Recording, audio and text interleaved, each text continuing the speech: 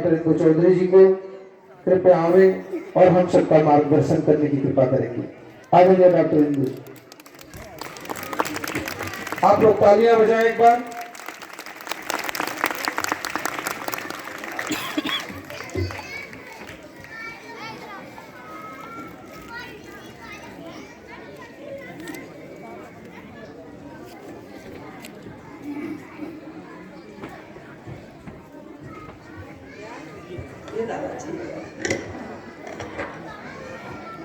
करुणा के सागर तथागत गौतम बुद्ध को नमन करती हूँ।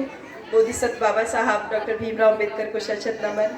हमारे बहुजन समाज में जन्मे सभी संतों गुरुओं महापुरुषों को नमन।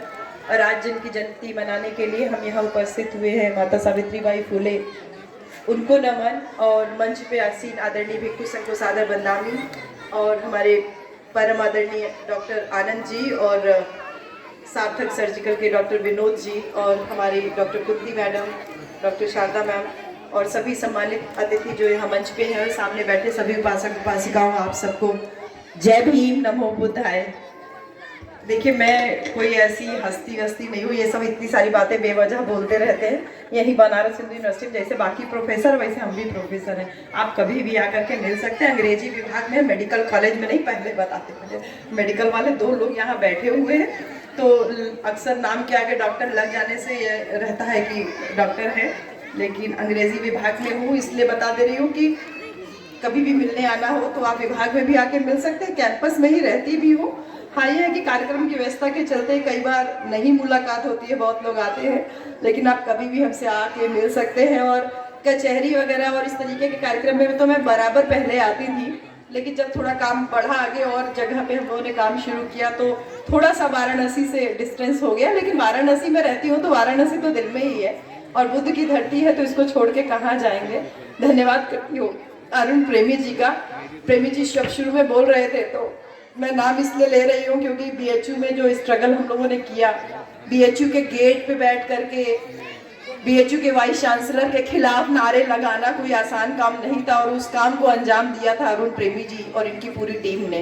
तो पूरा शुभावती मैडम, अरुण प्रेमी जी, भारती जी, ब्रजेश भारती जी, मुसाफिर जी और तमाम साथी लोग थे जो उस समय हमको बहुत सहयोग किए, और उसी वजह से आज मैं आपके बीच में एक आवाज़ बन करके आ पाई हूँ। और मैम पूछ रही थी मुझसे कि आपको कहाँ से प्रेरणा मिली, कैसे प्रेरणा मिली, कैसे शुरुआत किया, तो मैं थोड़ी थोड़ी बातें बता इसलिए दे रही हूँ क्योंकि जब आप लगातार किसी को टीवी के माध्यम से या सोशल मीडिया के माध्यम से या कहीं से भी देखते हैं तो आपको जानने की इच्छा जरूर होती है, स्पेशली जब बनारस में जो लोग रहते हैं कि मैडम भी तो प्रोफेसर हैं और लोग भी तो हैं, तो आप अचानक से इतना कैसे करने लगी। तो एक छोटी सी घटना किसी की भी जिंदगी बदल सकती है, हमारी भी जिंदगी ऐसे बदली। बहन जी, आपो लोगन के बतावत है, ठीक है, हम आपे के बिटिया है, यहाँ पे के बहनी है, तो कुल भाषा बोले हम मतलब सीख ले हैं खाली कि यहाँ का भी, लेकिन एक सही बात सही बताएं तो सही भाषा नहीं बोल पाते। बहुत सारा खिचड़ी भाषा हो जाता है, कभी अवधी पकड़ लेती हूँ, कभी भोजपुरी पकड़ लेते हैं, कभी बनारसी हो जाता है, कभी आजमगढ़ वाला हो जाता है, तो लेकिन इतना जरूर बोलते हैं कि जो बोलते हैं वो समझ में आपको आ जाएगा। तो आराम से नौकरी करने यहाँ आए थे, पापा समझा के भेजे थे किसी से लड़ाई झगड़ा नहीं करना है, तुम सरकारी नौकरी में जा रही हो, वहाँ पे ये है वो है, आराम से नौकरी करने को आए। और ये अभी हम लोगों ने, भंते जी मैं आपको भी बताऊं, डॉक्टर साहब आप लोगों को भी बताऊं कि अभी डॉक्टर ओम शंकर ने एक मीटिंग किया था। डॉक्टर ओम शंकर वैसे तो मीटिंग करते ही रहते हैं, लेकिन अभी रिसेंटली उन्होंने एक मीटिंग किया, हम वहाँ पे गए, तो एक चीज हम लोगों को, बीएचयू में सारे प्रोफेसर लगभग थे एससी और ओबीसी के, एससी एसटी ओबीसी के, एक चीज हम सारे प्रोफेसर लोग क्या डिस्कस कर रहे थे, बहन जी आप लोग गांव बैठ के बतियावल जाला कि हमसे भेदभाव करल जाला, हमसे छुआछूत करल जाला। हमन बीएचयू में प्रोफेसर है कि हमन क्या बात किया जा रहा था, क्या बात कर रहे थे हम लोग कि आपको जाति के बारे में सबसे पहले कब पता चला। ये सारे टीचर्स अपना अपना इंट्रोडक्शन दे रहे थे और सबसे कहा गया कि आप बताइए कि आपको जाति के बारे में कैसे पता चला।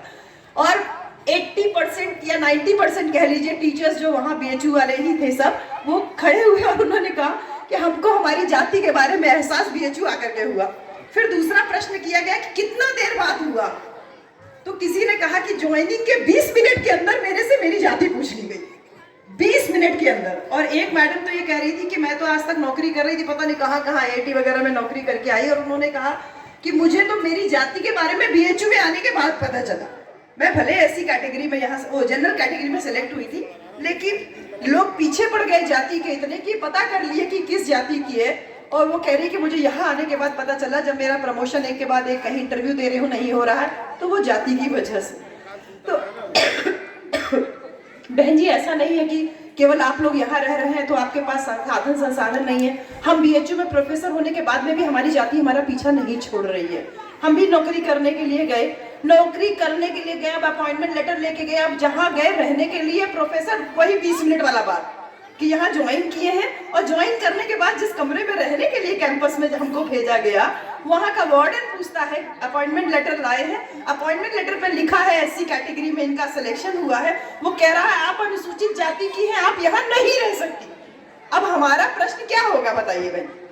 एक नया कोई व्यक्ति लखनऊ शहर से निकल के आया, वो पढ़ो लिख करके वहाँ पहुंचा है, और उसे कहा जाए कि तुम अनुसूचित वर्ग के हो और तुम वहाँ नहीं रह सकते हो, तो एक काम, दो में से एक काम हो गया, या तो मैं उसको मार देती और या तो मैं उसका कॉलर पकड़ लेती। और दूसरा था जो पापा बोले थे लड़ाई झगड़ा ना करना, तो लड़ाई झगड़ा नहीं किया, चुपचाप खड़े होके बोलते हाँ सर, तो मतलब शेड्यूल कास्ट में है तो इसमें क्या बात है। तो बोले नहीं आप नहीं रहता। तब तक मेरे हेड का फोन आ गया और उन्होंने मुझे रहने की अनुमति दे दी। लेकिन जो पहला जो आया ना कि आप इस जाति के हैं तो आप यहाँ नहीं रह सकते, मेरी जाति की वजह से मुझे बीएचयू में नौकरी मिली,